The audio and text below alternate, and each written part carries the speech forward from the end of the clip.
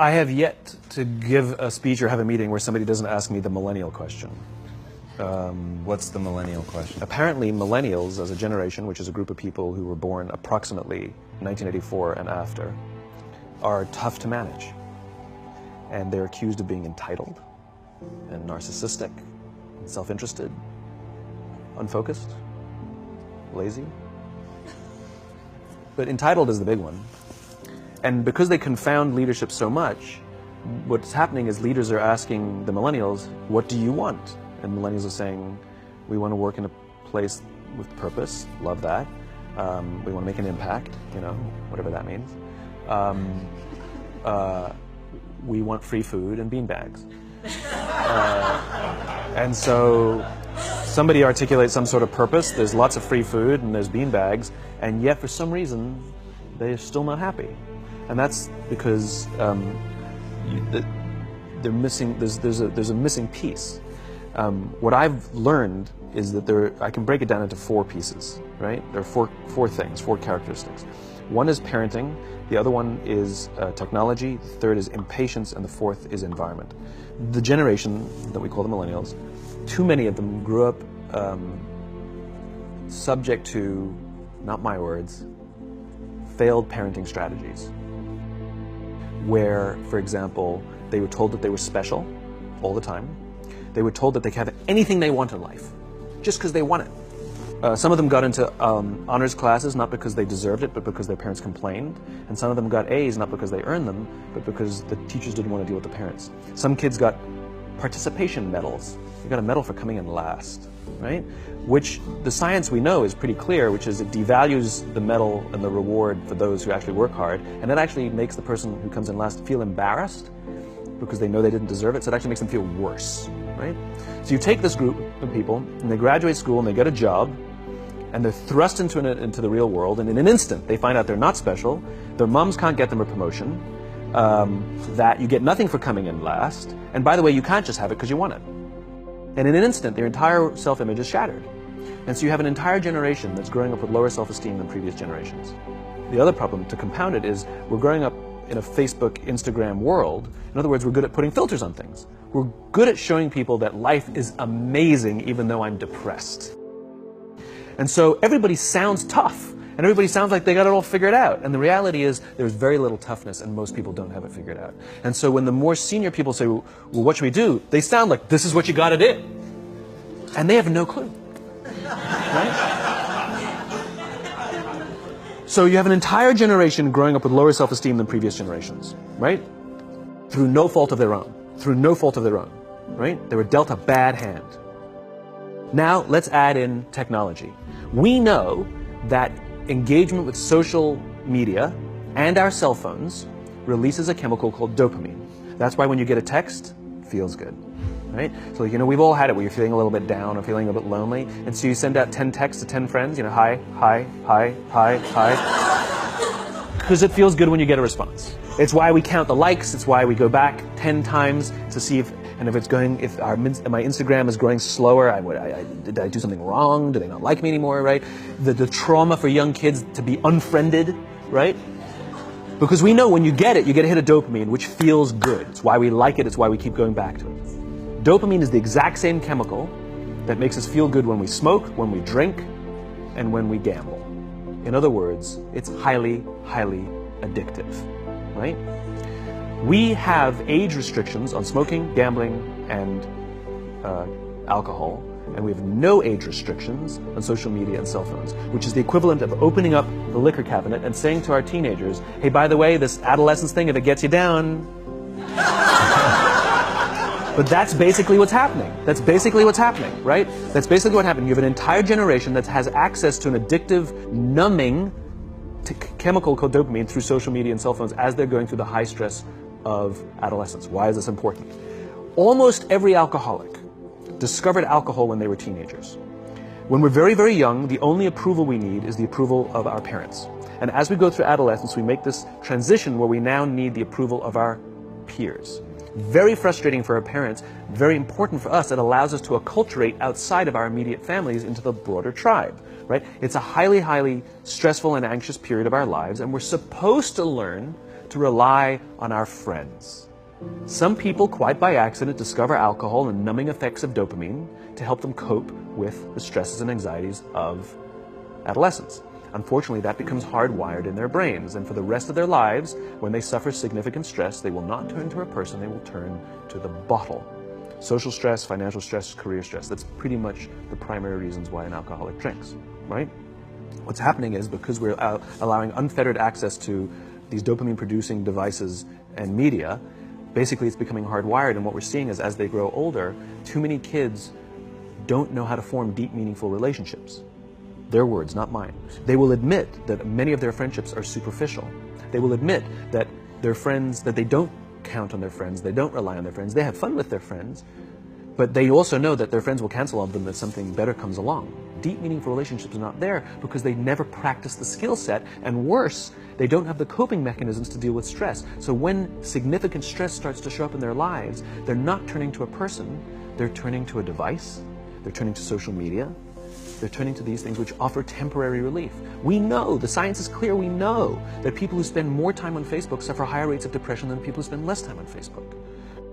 These things balanced. Alcohol is not bad, too much alcohol is bad. Gambling is fun, too much gambling is dangerous. There's nothing wrong with social media and cell phones. It's the imbalance. If you're sitting at dinner with your friends and you're texting somebody who's not there, that's a problem. That's an addiction. If you're sitting in a meeting with people you're supposed to be listening to and speaking, and you put your phone on the table, face up or face down, I don't care, that sends a subconscious message to the room that you're just not that important to me right now, right? That's what happens. And the fact that you cannot put it away is because you are addicted, right? If you wake up and you check your phone before you say good morning to your girlfriend, boyfriend, or spouse, you have an addiction. And like all addiction, in time, it'll destroy relationships, it'll cost time, and it'll cost money, and it'll make your life worse. So you have a generation growing up with lower self-esteem that doesn't have the coping mechanisms to deal with stress. Now you add in the sense of impatience. They've grown up in a world of instant gratification. You want to buy something, you go on Amazon, it arrives the next day. You want to watch a movie? Log on and watch a movie. You don't check movie times. You want to watch a TV show? Binge. You don't even have to wait week to week to week, right? I know people who skip seasons just so they can binge at the end of the season, right? Instant gratification. You want to go on a date? You don't even have to learn how to be like, hey. You don't even have to learn and practice that skill. You don't have to be the uncomfortable one who says yes when you mean no, and says no when you mean no, and yes when you don't have to swipe right. Bang, I'm a stud. Right? You don't have to learn the social coping mechanisms. Everything you want, you can have instantaneously. Everything you want, instant gratification. Except job satisfaction and strength of relationships, there ain't no app for that. They are slow, meandering, uncomfortable, messy processes. And so I keep meeting these wonderful, fantastic, idealistic, hardworking, smart kids. They just graduated school. They're in their entry-level job. I sit down with them and I go, how's it going? They go, I think I'm going to quit. I'm like, why? They're like, I'm not making an impact. I'm like, you've been here 8 months. You know? It's as if they're standing at the foot of a mountain and they have this abstract concept called impact that they want to have in the world, which is the summit. What they don't see is the mountain. I don't care if you go up the mountain quickly or slowly, but there's still a mountain. And so what this young generation needs to learn is patience. That some things that really, really matter, like love, or job fulfillment, joy, love of life, self-confidence, a skill set, any of these things, all of these things take time.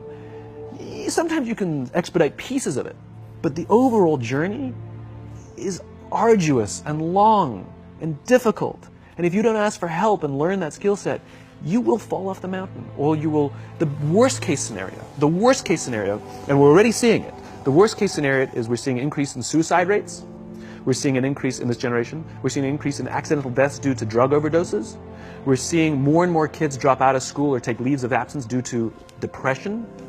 Unheard of. These are all, this is really bad. The best case scenario, those are all bad cases, right? The best case scenario is you'll have an entire population growing up and going through life and just never really finding joy.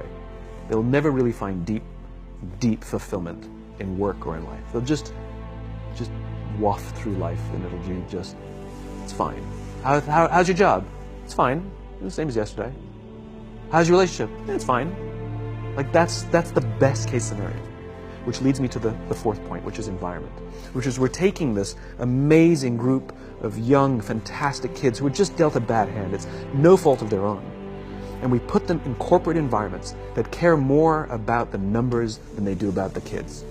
They care more about the short-term gains than the long-term life of this young human being. We care more about the year than the lifetime, right? And so we are putting them in corporate environments that aren't helping them build their confidence, that aren't helping them learn the skills of cooperation, that aren't helping them overcome the challenges of a digital world and finding more balance, that isn't helping them overcome the need to have instant gratification and teach them the joys and impact and the fulfillment you get from working hard on something for a long time that cannot be done in a month or even in a year. And so we're thrusting to them in corporate environments, and the worst part about it is they think it's them. They blame themselves. They think it's them who can't deal. And so it makes it all worse. It's not. I'm here to tell them it's not them. It's the corporations, it's the corporate environments, it's the total lack of good leadership in our world today that is making them feel the way they do. They were dealt a bad hand, and I hate to say it, but it's the company's responsibility. Sucks to be you, like we have no choice, right? This is what we got, and I wish that society and their parents did a better job. They didn't. So we're getting them in our companies, and we now have to pick up the slack. We have to work extra hard to figure out the ways that we build their confidence. We have to work extra hard to find ways to teach them the social skills that they're missing out on. There should be no cell phones in conference rooms. None. Zero. And I don't mean the kind of like sitting outside waiting to text. I mean like when you're sitting and waiting for a meeting to start, this is what we all do. We all sit here and wait for the meeting to start. Meeting starting? Okay. And we start the meeting. No, that's not how relationships are formed. Remember we talked about it's the little things? Relationships are formed this way. We're waiting for a meeting to start and we go, how's your dad? I heard he was in the hospital. Oh, he's really good. Thanks for asking. He's actually at home now. Oh, I'm really glad. It was really amazing. I know, it was really scary for him. That's how you form relationships. Hey, did you ever get that report done? Oh my God, no, I didn't. I'll help you out. Can I help you out with that?